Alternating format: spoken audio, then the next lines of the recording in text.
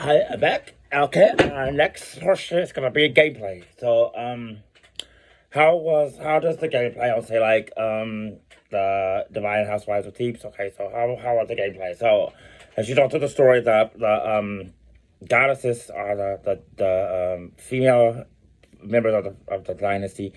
They have the abilities to make walls. So like they can. So like let's visualize this with me. The plane fell on the ground right here, and here's your character. Let me get me a little prop. Okay, so here's your playing field right here, and here's your character.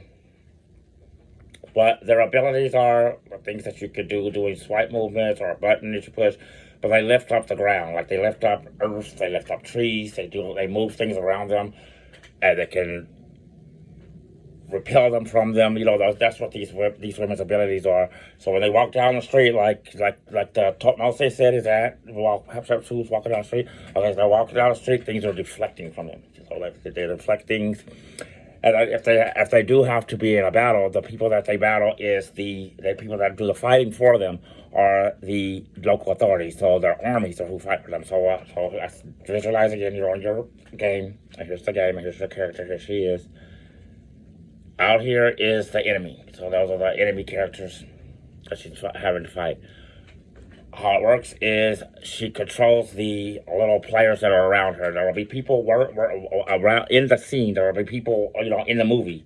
So there's police officer, there may be one sitting over there, maybe he's just sitting there having a cup of coffee, anything like that. When the scenes begin to play, those are the people you can tap and control. Tap him and he'll go and start fighting for you. Tap him like Lemmings, like the games like Lemmings or something like that, where they would go and do things. You tap those little worms or those little creatures that went around and built bridges and things like that. Well, that's how they fight. You just find one of those men on the screen. They'll be somewhere there, and you can tap them and open up a list of moves. So shoot, blow a cannon, whatever you want to do, whatever you're going to use like that. And that's how they interact, and that's how you fight with the scene, and then it goes back into goes back into where you're just watching the movie, to a little fight scene. So that's how it works. So you'll be watching it, go a little bit as the video game is play. Then the action button will pop up on there when the action's occurring. You hit the action button, PDM occurs, and you are now fighting. So it puts you on a different display. It can put you as one of the local authorities, so you see it out of their eyes. So that's how it works. And it swaps you back like that. That's how it works, and that's how the engine works, and that's how this particular gameplay would work. For Neo Dynasty, it's a different thing. So it's kind of like it's not completely an action game.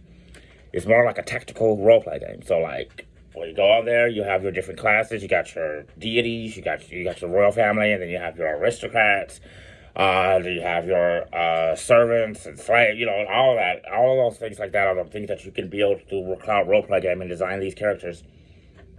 And then when you play the actual game, it's like a tactical game. So he controls an army, so you control the tanks, you control the planes and things like that, those sorts like that. And he can also do one-on-one battle, and that's when you can use the touch, and you can fight like a regular action game. But the battles play out like a battlefield, org battles, org battle, that video game on Super Nintendo. You have the little blocks on there, and the little monsters will move on there, but it's similar to something like that, like a tactical role-play game. That's what I would say. So it plays those elements in it. Then there could be other games that, such as, say, like you have the mascot games, so if it was Sonic Hedgehog or Crash Bandicoot, they come on there and they play just like regular, but you become Crash Bandicoot, or you become Sonic the Hedgehog, or you become, you wear their mask, and so you see out of their eyes. And that's how the gameplay plays. So whatever it is, every game starts out as a live stream. So you design your character, you design the mask that you're going to wear on this particular identity.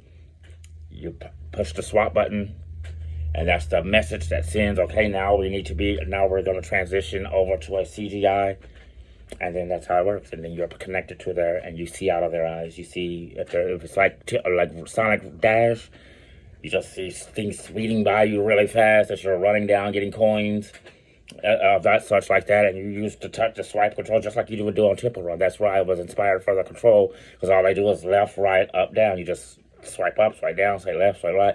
You can do those things. Those same things apply, and you just tap the screen, and that makes you either shoot or punch or whatever. You can even do motions like fighting game motions, like half circle, up circle, a full circle, 360 and a tap, and that makes you do a special move.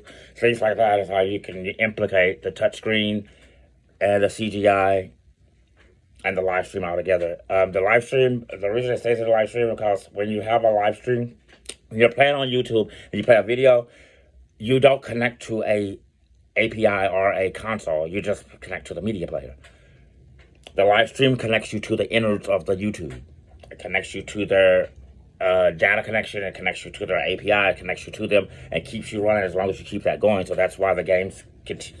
That's the on switch. Is when you swap around from the actual FaceTime live stream. Swap around because that's the playing field. That's the CGI. On the other side of the swap camera button is the CGI. So that's the button. That's the action button that I told you that contains the functions or whatever like that.